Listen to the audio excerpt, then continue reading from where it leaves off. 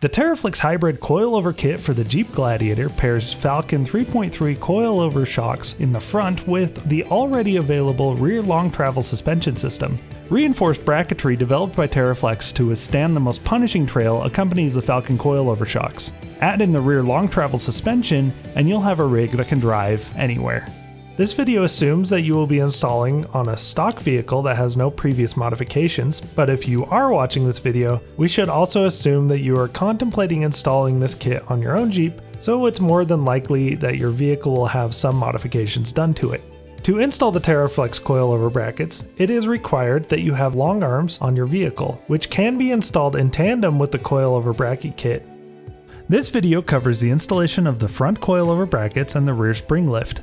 Other components included in the RT coilover suspension system have their own videos and can be found on the TeraFlex YouTube channel.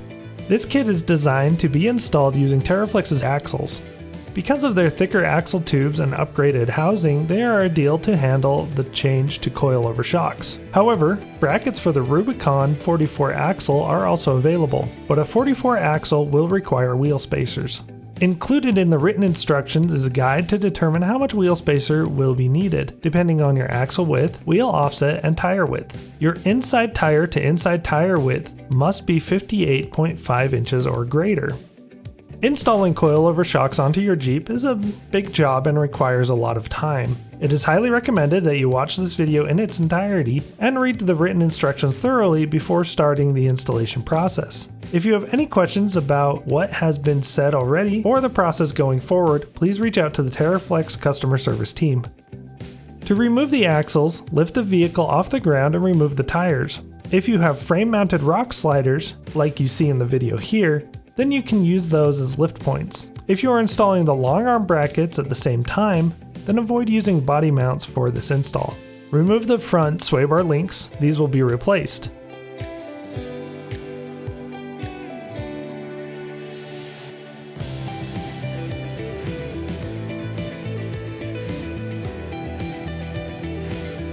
Disconnect the front track bar from the axle.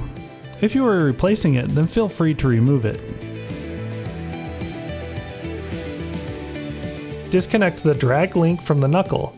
If you don't already have an HD drag link, you can remove the drag link entirely.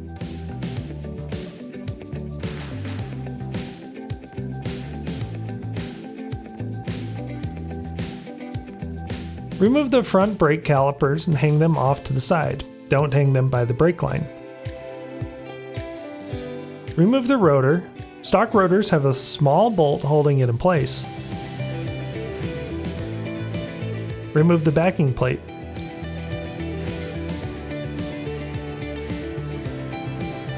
Disconnect the ABS sensor. Remove the bracket connecting the ABS line to the top of the knuckle. Disconnect the axle actuator plug on the right side of the axle. Detach the wires anywhere they connect to the axle. If you have electronic lockers, then you will also need to disconnect the locker actuator plug. Disconnect the vent hose. Support the axle and remove the front shocks.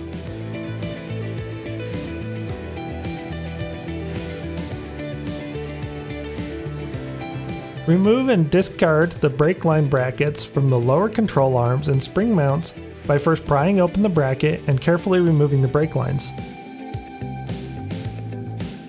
Then detach and discard the brackets.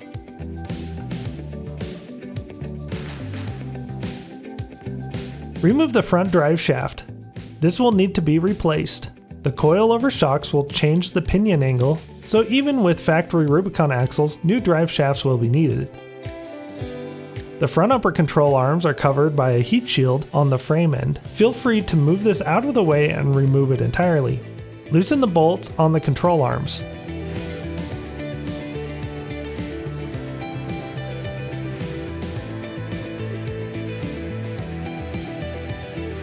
Lower the axle enough to remove the springs. Double check to make sure all brake lines, ABS lines, sensors, hoses, and plugs are disconnected from the front axle and control arms.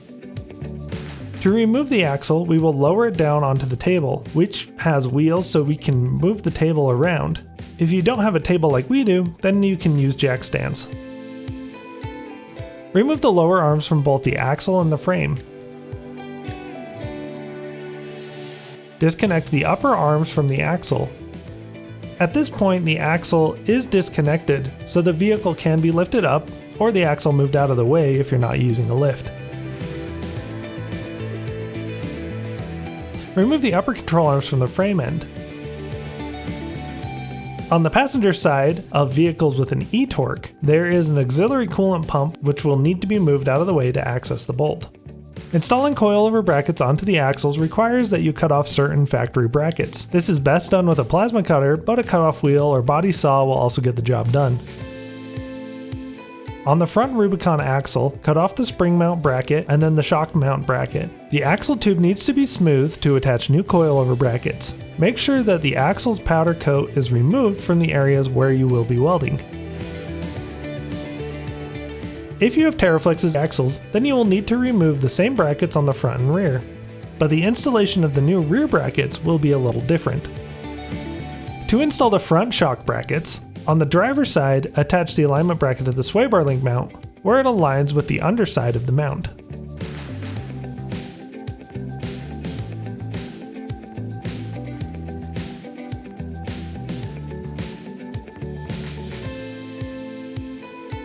Attach the alignment brackets to the track bar mount on the passenger side. It will be flush along the top with the top of the track bar bracket. Set the shock bracket into place on the passenger side. A notch on the bracket positions it correctly to the alignment bracket. The alignment bracket should be nested against the outside of the notch. On the front Rubicon axles, the welds on the knuckle might prevent the bracket from sitting flat. If this is the case, you can grind a little off the bracket until it sits flat. Tack the shock bracket into place and double check that it is sitting correctly on the axle tube. If everything looks good, weld the bracket on completely.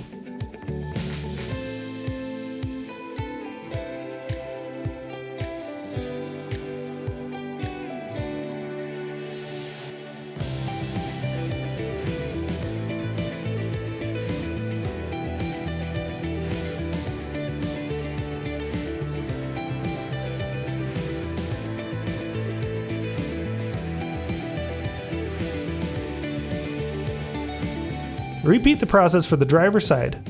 The alignment bracket will line up with the outside of the notch on the bracket. When you switch sides, make sure you move the ground so it is on the same side that you are welding. Do not allow the ground to go through the carrier. After both shock brackets are welded on, you can install the bump stop brackets. These go on top of the axle exactly 90 degrees from the track bar bracket. On Rubicon axles, the brackets sit 2 inches in from the knuckle. On Terra 60 axles, these will be 2 5/16 from the knuckle. It is important that these sit correctly on the axle so the TeraFlex speed bump can properly absorb the bump. Tack the bracket on and double check everything is located correctly. If it's good, then weld on the bracket.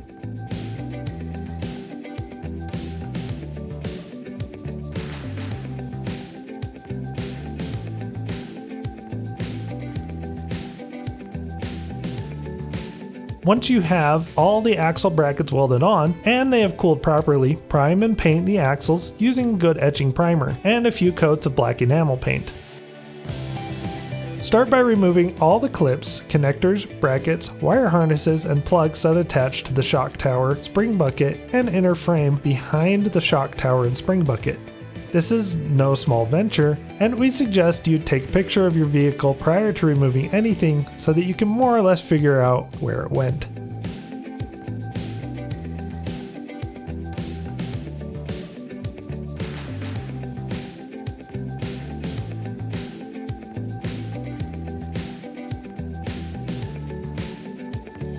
The hardware on the brake line bracket will need to be saved for use later, as will the hardware for the bracket holding the large plug.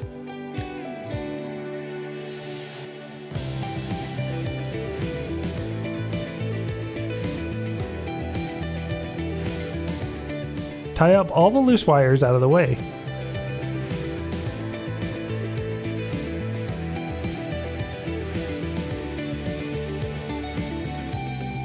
On the back of the steering pump are two plugs that need to be disconnected.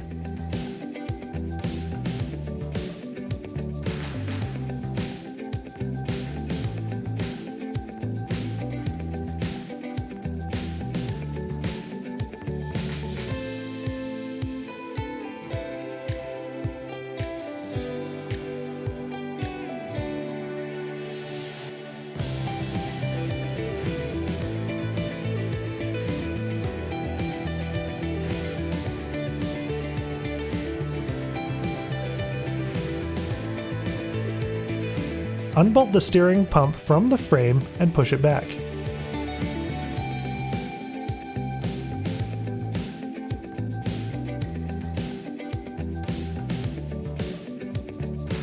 On the driver's side, loosen the steering box bolts in front of the spring bucket and remove the bolts inside the spring bucket. These bolts will be replaced with new hardware, but retain the factory bolts because you will reuse them in different locations with the coilover brackets.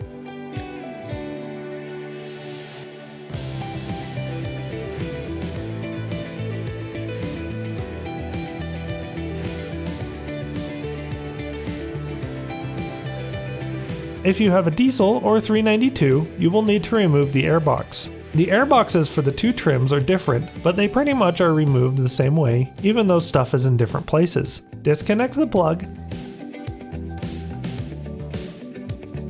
and loosen the clamp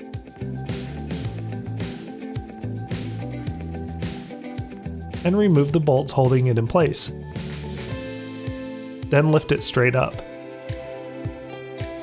You need to trim the rearmost corner of the airbox. The diesel has a cover that adheres to the airbox to cover up the trimmed corner. While you have the airbox removed, remove the airbox mounting bracket by disconnecting the clips and removing the bolts.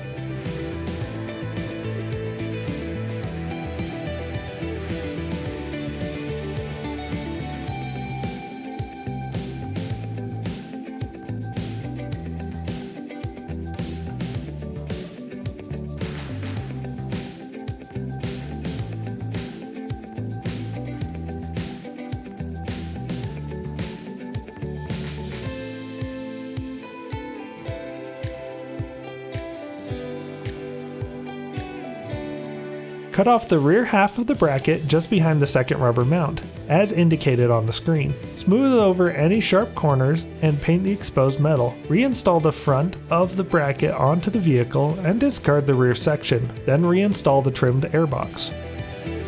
If you are cutting off the front shock tower and the spring mount with a plasma torch, cover any remaining brake lines and wire harnesses that could not be moved entirely out of the way with soaking wet rags. Cut carefully and use a metal backing plate to prevent sparks from going into the engine bay. Doing it in stages is helpful and makes it easier to get the tools in behind the spring bucket. You only need to cut the spring bucket until it is flush with the outside of the frame. Nothing mounts up there in the hole of the bucket, it will be hidden behind the coilover bracket. But if you desire a cleaner look, you can remove this section on top of the frame. Just be extra careful to not cut into the brake lines.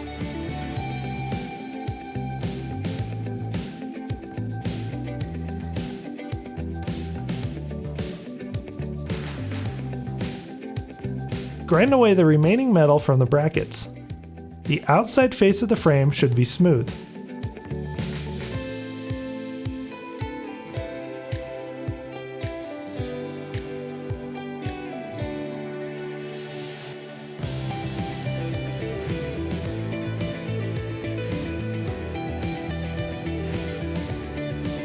Starting on the inside of the passenger side of the frame, place the provided template over the existing holes. Mark the size of the top hole and remove the template. On Gladiators with a 3.6 liter V6, part of the motor mount needs to be trimmed to allow the template to fit into place. Measure up 3/4 inch from the lowest point on the inside of the bracket. Trim this off and grind it smooth. You might need to trim a little more once the hole is drilled out.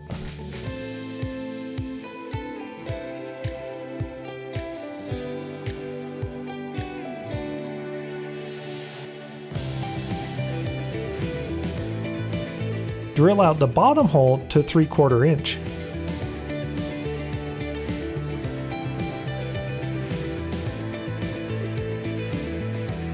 it's too tight to fit a drill up to drill out the other hole, so using a rotary tool to enlarge the hole to the sizes you've marked using the template is a better option. Once the first 2 existing holes are opened up to 3/4 inch, replace the template and mark the center of the third hole. Drill this out in steps to 7/16 inch.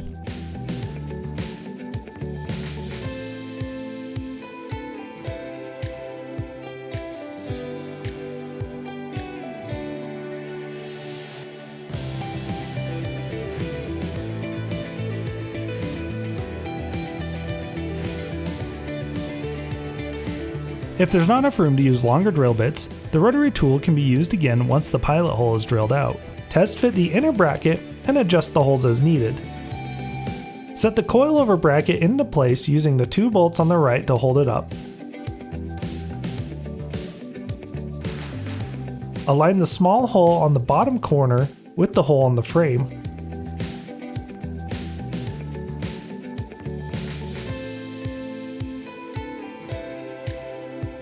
Then mark the center of the 2 holes on the frame. Before you remove the frame, make sure the hole that you marked with the template is in the correct location. Remove the bracket and drill all 3 holes. The hole you marked with the template goes to 1/2 inch.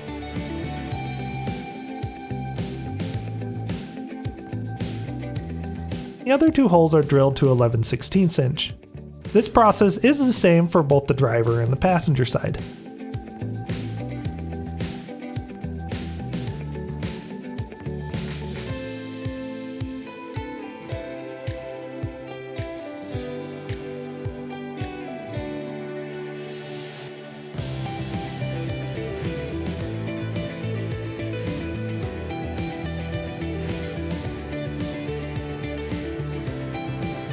Install the passenger bracket.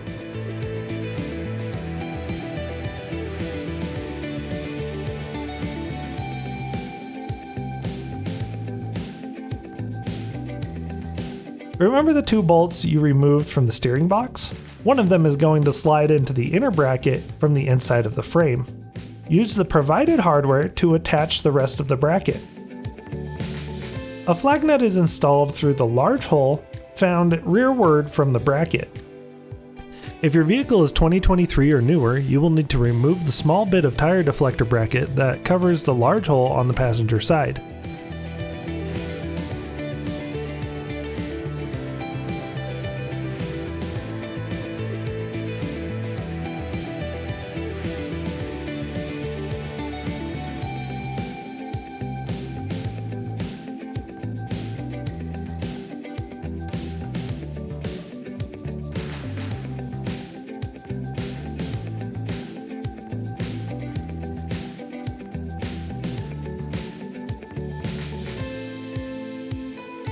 Place the small bolt in from the back of the coilover bracket. When we were filming, we failed to slide this in the way that we were supposed to, and so we just loosened all of the bolts and stuck it in while it was on the vehicle.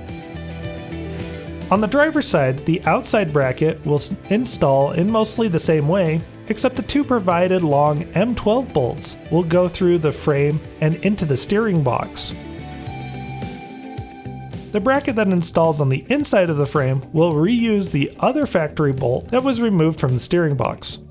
2 nuts will be installed to hold the bracket onto the 2 bolts going through the steering box. Tighten these only after you have tightened the hardware from the outside.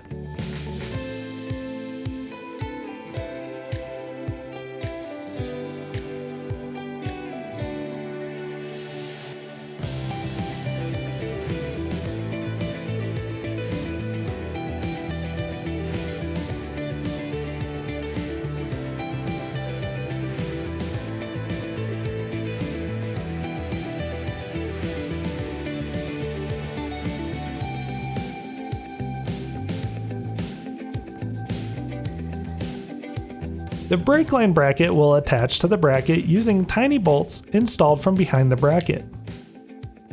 On the passenger side, the wire harness attaches to the bracket in 2 locations. Reuse the hardware you removed from the shock tower and the brake line bracket. You will need to heat up and bend the plastic piece where it attaches to the bracket.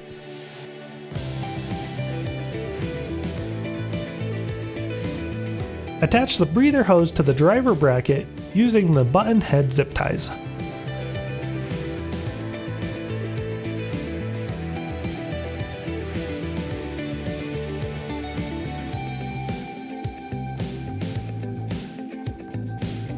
Install the speed bumps by applying RTV silicone to the speed bump body, slide it into the tube, and attach the clamp on top. Clean off any silicone that got pushed off during installation. Attach the coilover speed bump spacers onto the axle bracket. The spacer configuration will be different depending on the tire sizes your vehicle will have. A tire clearance guide is included in the written instructions. Reinstall the axles onto the vehicle. Reinstall the rest of the components in the RT long arm suspension system or any aftermarket components that connect to the axle.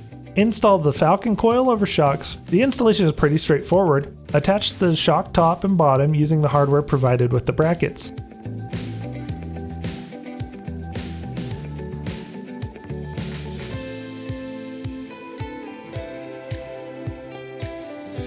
The front brake lines need to be swapped from one side to the other. This prevents the brake lines from stretching too far and getting caught in the coilover springs. Clamp the brake lines and disconnect them from the brake calipers.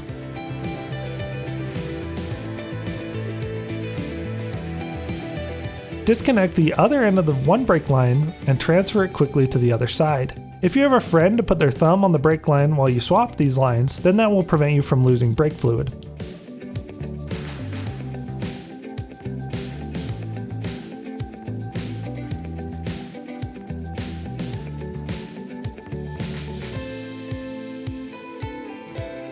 Make sure you place the crush washers whenever you disconnect a brake line from the caliper. After the first brake line is attached, take the second back to the other side and attach it. Install the brake line anchor using hardware that was included with the coilover bracket. The anchor brackets are included with the RT long arm suspension system. Attach the anchor brackets to the ABS line and the brake line. The brake and ABS line should go behind the coilover shock and not touch the spring. You will need to bleed the brakes. Detailed instructions for a manual brake bleed can be found in the written instructions. Detach the brake line bracket from the frame.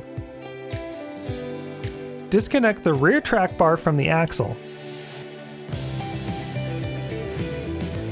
Loosen the bolts on the rear control arms.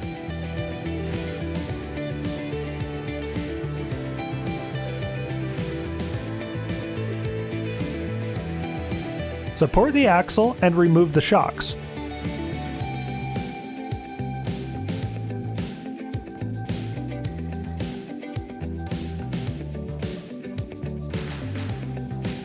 Lower the axle.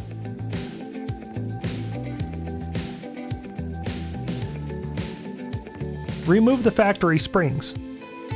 Place the spring isolator onto the TeraFlex spring. Install the spring.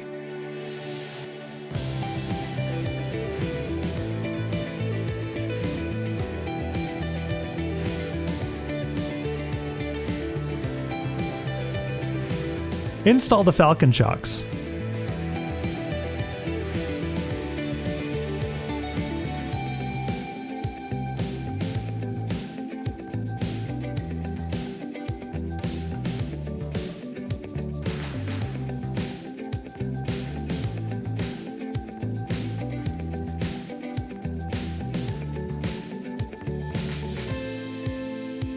Reattach the brake line bracket.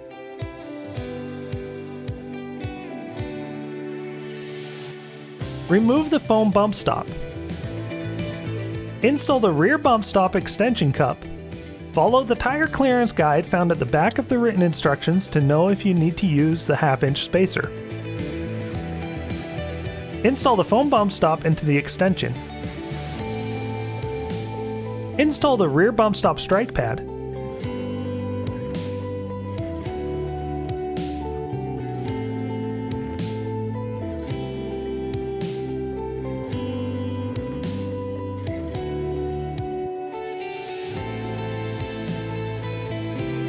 Depending on their size, tires can rub against the factory grille, sliders, or other components. Cycle the suspension to check if you need to trim or relocate components so the tires will not rub during off-road driving.